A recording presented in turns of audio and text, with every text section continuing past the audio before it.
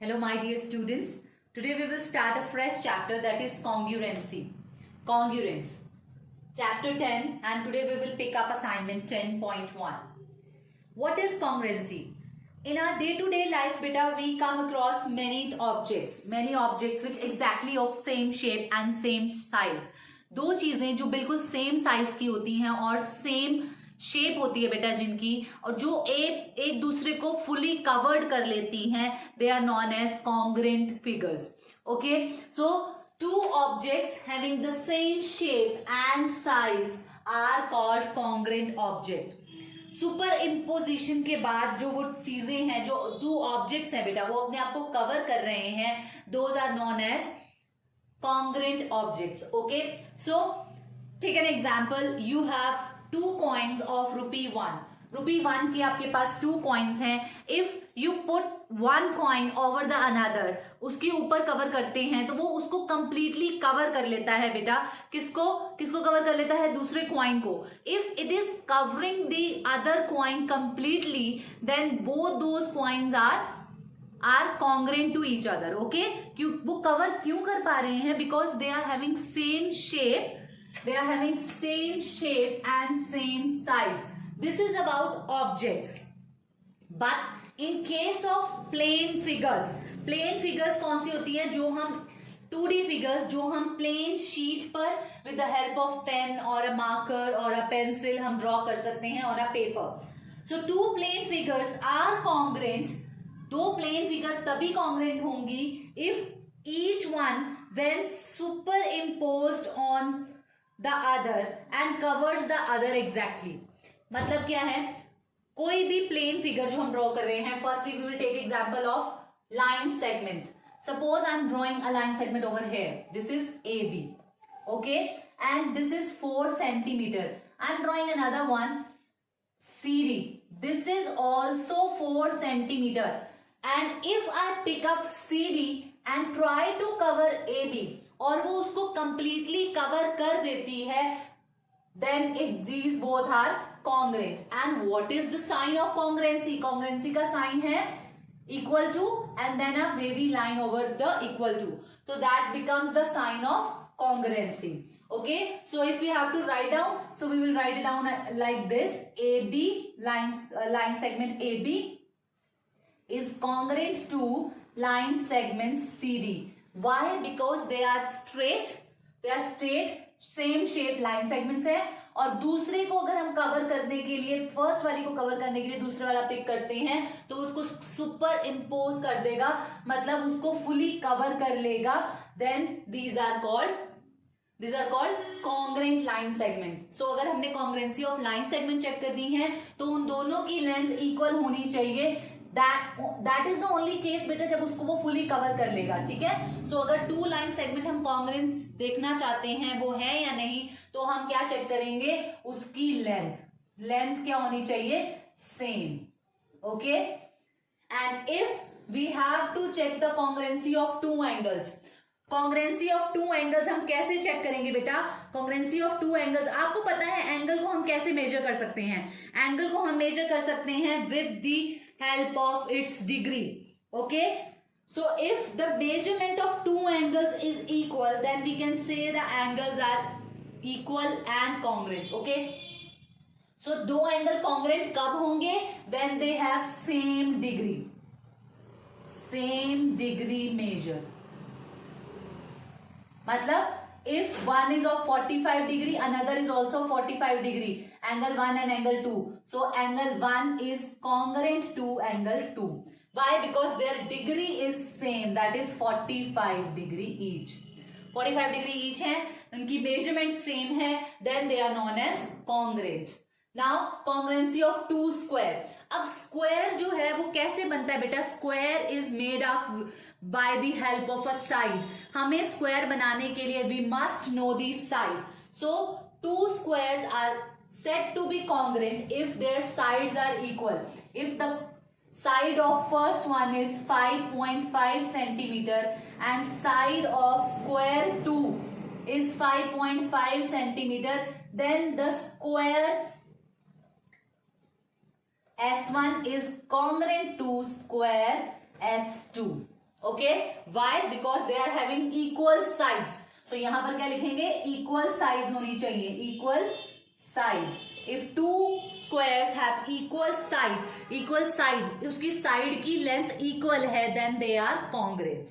Okay, and in case of congruency of two rectangle, rectangle कैसे बनता है? Rectangle बनाने के लिए भी must know the length and breadth. Length and breadth हमें पता होनी चाहिए to draw a rectangle. So if we have to check whether the two given rectangles are congruent, हमें क्या चेक करना पड़ेगा? उनकी लेंथ एंड ब्रेथ। हमारे पास टू रेक्टेंगल है, रेक्टेंगल 1 है, रेक्टेंगल 2 है। वो कॉन्ग्रुएंट कब होंगे? If their length and breadth are equal, उनकी लेंथ और ब्रेथ क्या हो? इक्वल हो, इक्वल होंगे, then the given rectangles are congruent. Okay, now the congruency of two circle की congruency कैसे फाइंड आउट करेंगे?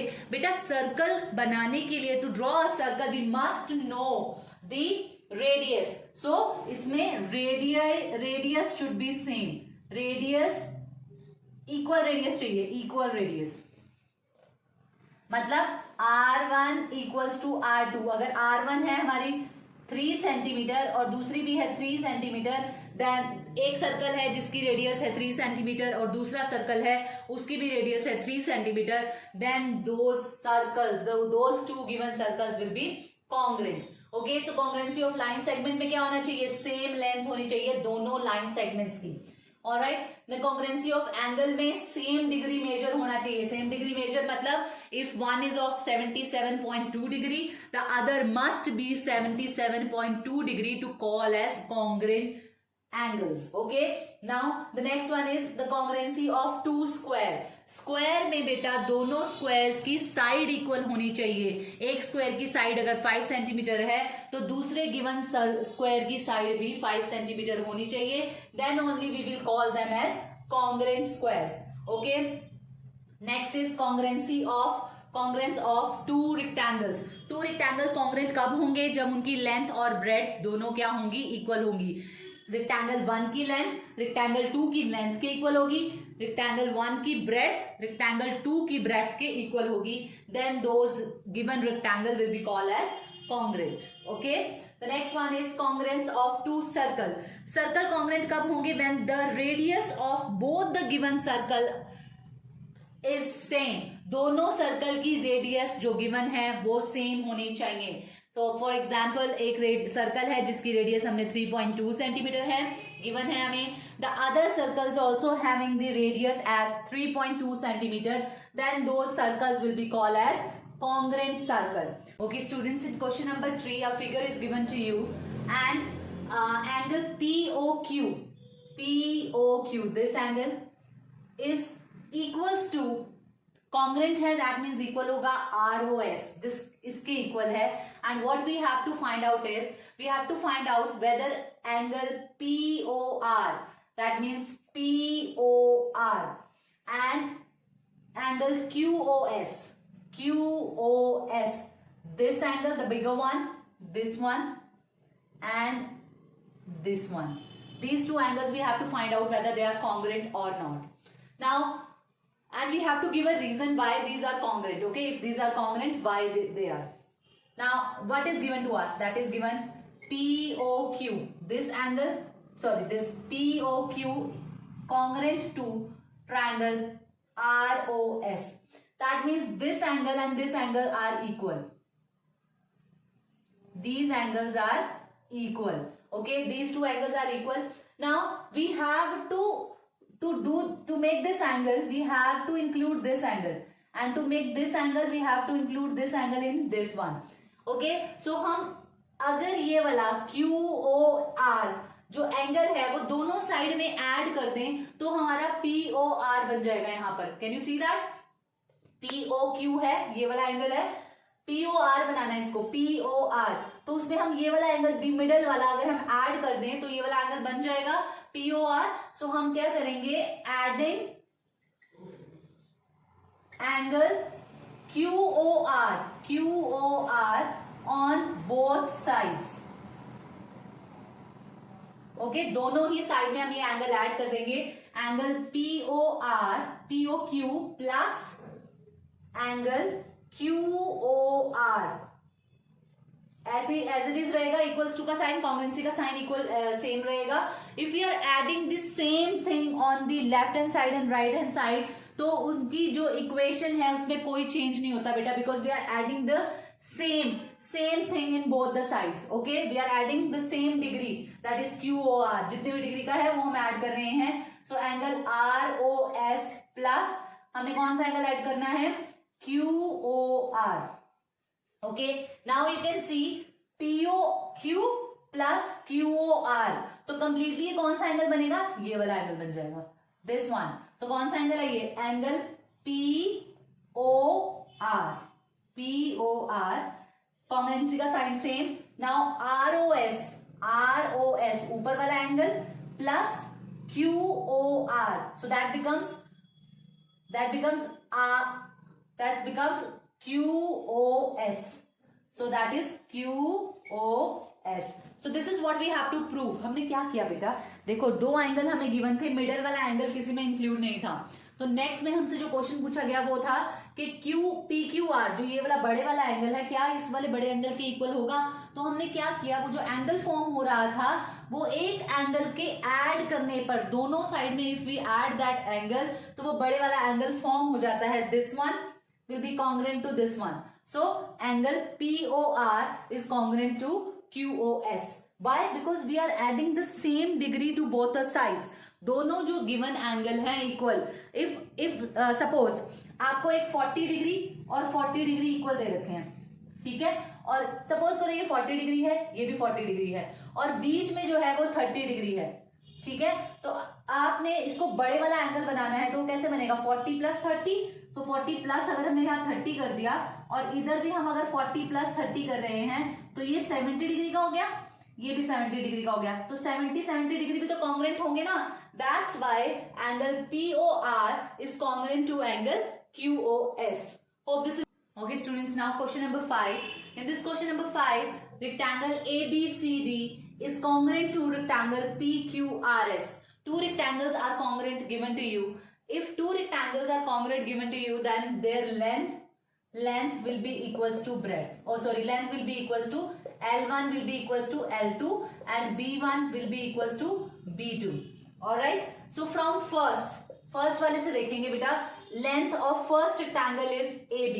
Now AB is the length of first rectangle, that will be equals to the length of another rectangle, that is PQ.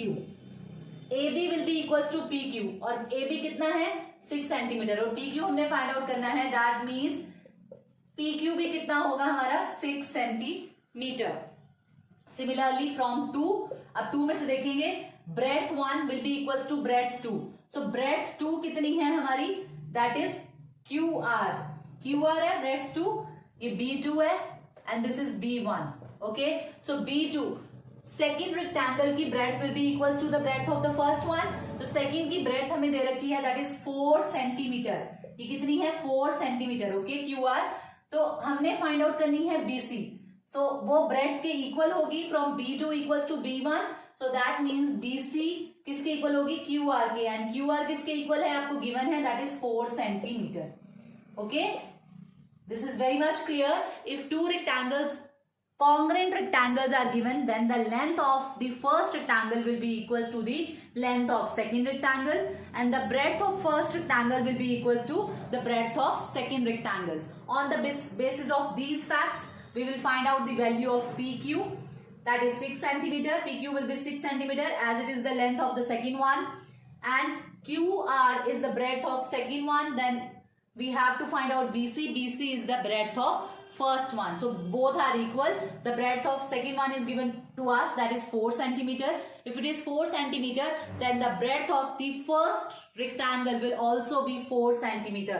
That's why I have written over here that BC is equals to 4 centimeter. Hope this is clear. Now this assignment is very easy if you have understood the facts of congruency. I have tried to explain each and every concept of congruency of plane figures. Hope you will watch the video and you will understand the facts. I'll send the PDF along with this assignment. You have to complete assignment 10.1.